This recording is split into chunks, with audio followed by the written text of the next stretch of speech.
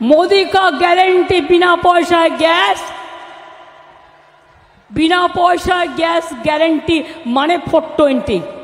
প্রচার বাবুর গ্যারেন্টি, বিদ্যুতের বিল দিতে হবে না, নাম্বার 1 420।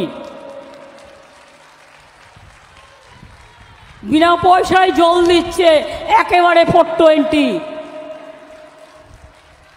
বিনা পয়সায় রেশন দিচ্ছে একেবারে 420। প্রত্যেকটা কাজে মিথ্যে কথা বলছে।